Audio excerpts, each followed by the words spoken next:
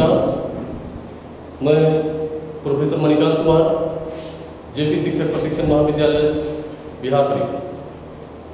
आज मैं बीएड प्रथम वर्ष के छात्रों के लिए paper 4 language across the curriculum संपूर्ण पाठ्यक्रम में भाषा, इसी पर हम लोग चर्चा करेंगे।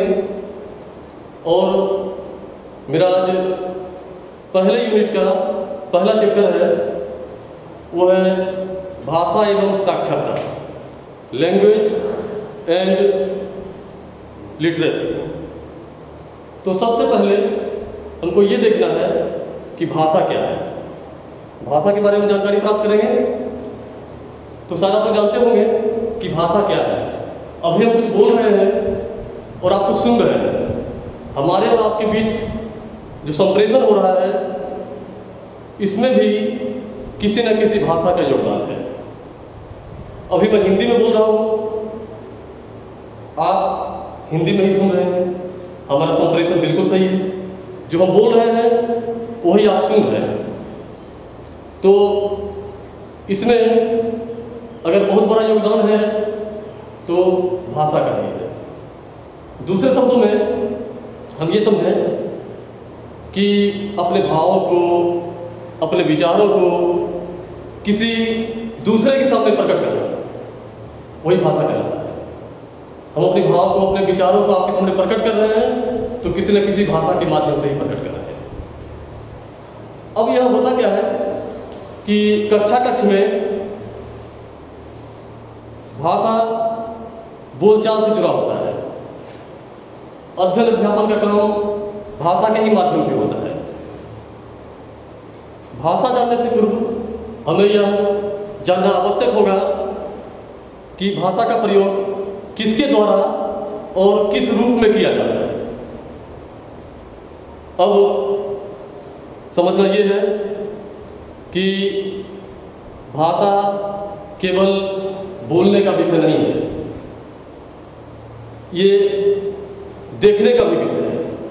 जैसे मान लीजिए, अगर अपने घर के दरवाजे पर कोई पेड़ लगाए, मई जून का महीना है और बहुत दिनों से उस पेड़ में कोई पानी नहीं दिया है और वो पेड़ धीरे धीरे सूखता जा रहा है, तो यहाँ पर क्या हो रहा है कि वो पेड़ आपको कुछ बोल नहीं रहा है कि मैं सूख रहा हूँ, मुझे पानी की जरूरत है, लेकिन आप अपनी आंखों से देखकर उसकी भावनाओं को समझ रहे हैं कि पेड़ को पानी चाहिए।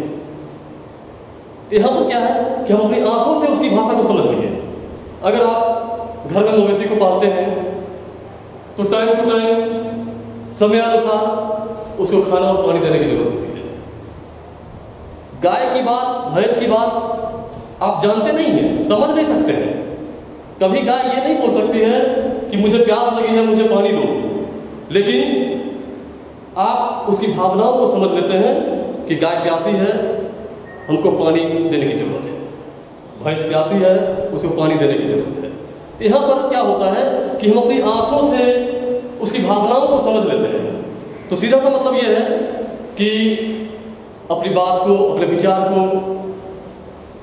किसी के आप समझा रहे हैं, किसी के सामने प्रकट कर रहे हैं, चाहे वो बोलकर हो, चाहे वो देखकर हो, वही भाषा होता है। अब हम यहाँ पर ये चर्चा करते हैं कि भाषा के प्रकार कितने हैं। तो साधारणतः भाषा 3 तरह की होती है: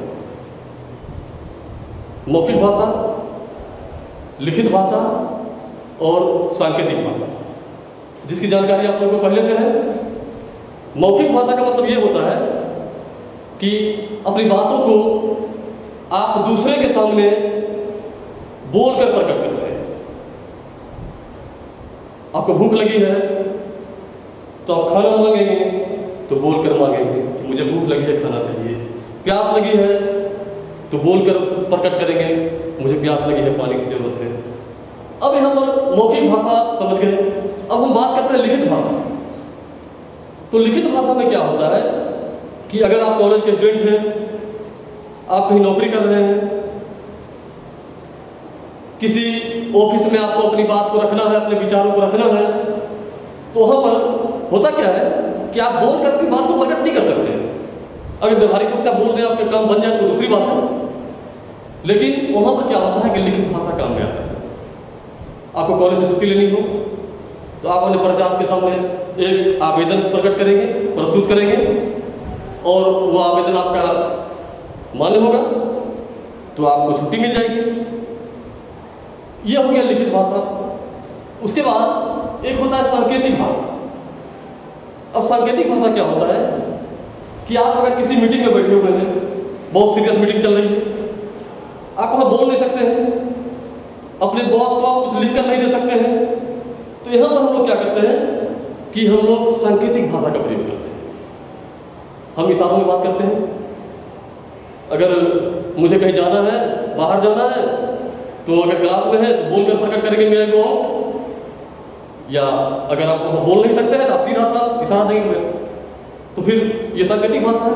तो आपको ये समझना है कि सबसे आसान भाषा कौन सा है, आपको समझने में दिक्कत कहाँ नहीं होगी, आप अपने भाव को प्रकट किस भाषा में बहुत आसानी से कर सकते हैं, आपकी बात को लोग कितनी आसानी से समझ सकते हैं, यहाँ पर आप किस भाषा का प्रयोग करेंगे। तो सर्वप्रथम जब छोटा बच्चा होता है, जो बोलना सीखता है, न वो लिख सकता है न वो सांकेतिक भाषा में बात कर सकता है, तो उसके लिए सर्वसुलभ भाषा मौखिक भाषा होता है। वो मौखिक भाषा से ही बोलना शुरू करता है, मौखिक भाषा से ही अपने भाव को प्रकट करना शुरू करता है। वो लिख नहीं सकता है, संकेत उस बच्चे को समझ में नहीं आता है, वो सिर्फ बोल सकता है, रो सकता है, बोल सकता है, पानी, खाना, है ना। तो ये है भाषा। उसके बाद जब बच्चा धीरे धीरे बड़ा होता है तो लिखना सीखता है। तो लिखना ये सीखता है वो कि मुझे खाना दो, मुझे पानी दो, लिखना नहीं सीखता है। वो सीखता है ABCD लिखना सीखेगा, एप्पल, बुक टू जेब्रा, जो भी हो उसको लिखना शुरू करेगा। लेकिन अगर उसको बोलने की बात होती है, लिख कर बोलने की बात होती है, लिखित भाषा में बोलने की बात आती है, तो जब वो बच्चा बड़ा होता है तब वो लिख करके दे सकता है कि मेरा को आउट।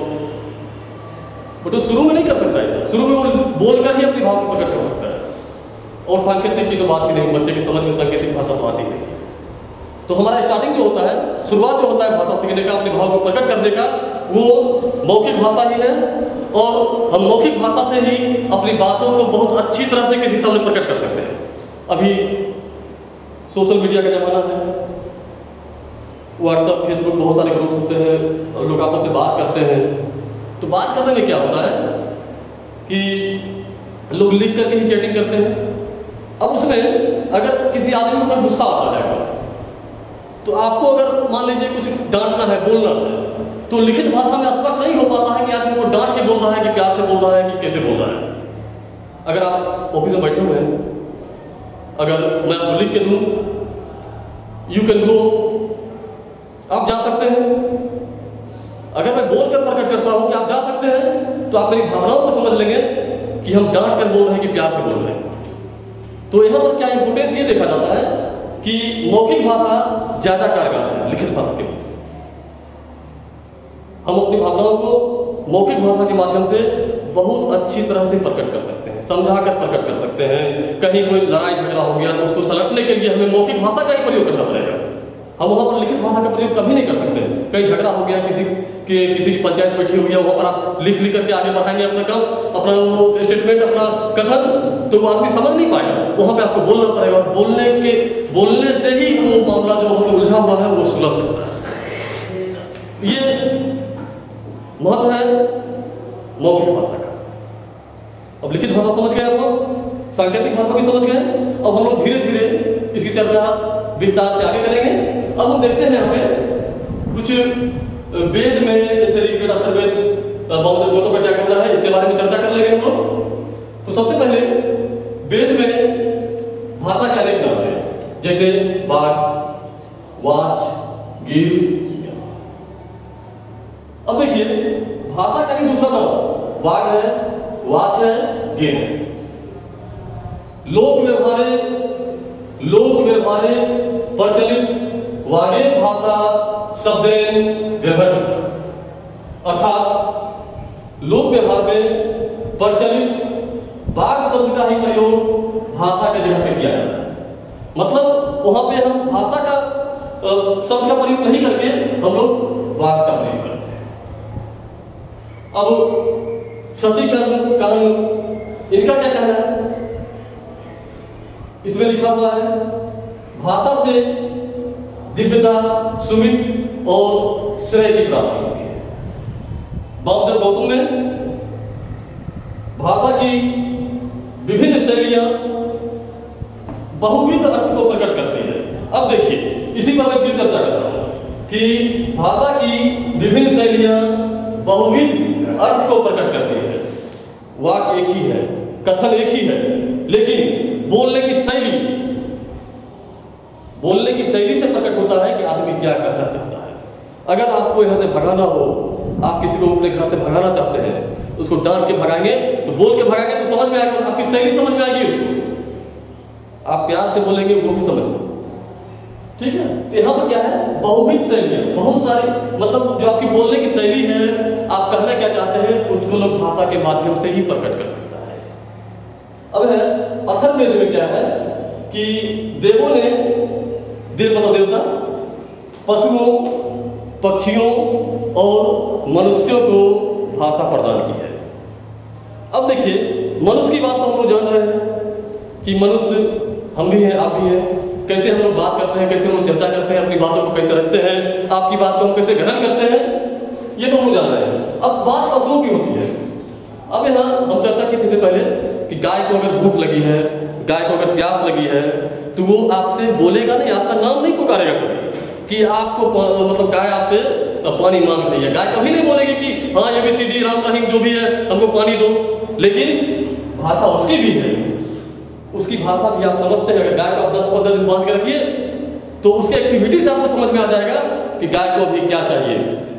आप गाय को इस खुट्टा से उस खुट्टा में बांधना है, गाय ये भी कहती है, लेकिन एक अनजान आदमी उसकी बात को नहीं समझ सकता है। अगर गाय आपकी है, भैंस आपकी है, तो आपके समझ में आएगी कि गाय को यहाँ से बदलकर वहां बांधना है।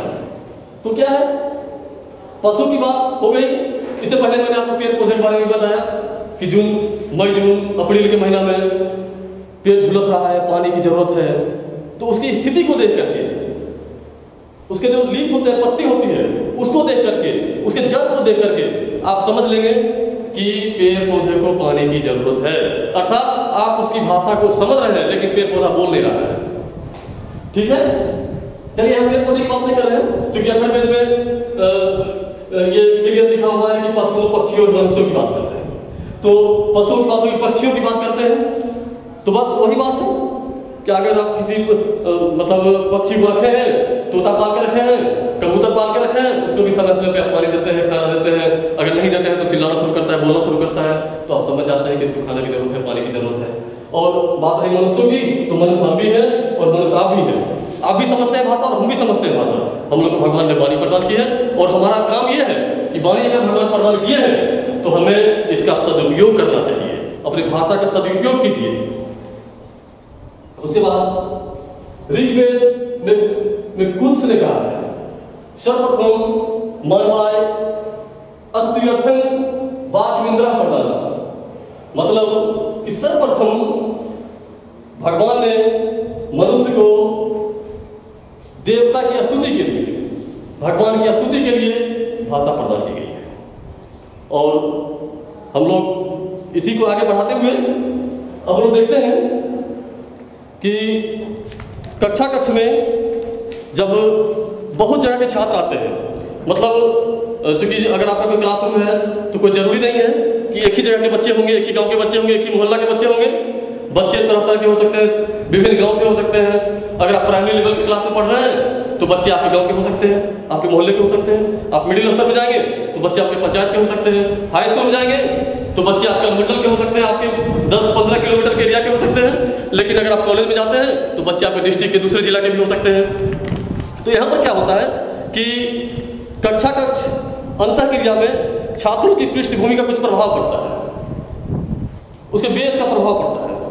जैसे आप मान लीजिए कि आप यहाँ पढ़ाई कर, लोकल एरिया में पढ़ाई कर रहे हैं, स्थानीय जगह में पढ़ाई कर रहे हैं, तो वहाँ सब कुछ लोग अपनी आपकी भाषा समझ में आ रहा है, आप उसकी भाषा को समझ रहे हैं, आपके शिक्षक आपकी बात को समझ रहे हैं, आप शिक्षक की बात को समझ रहे हैं।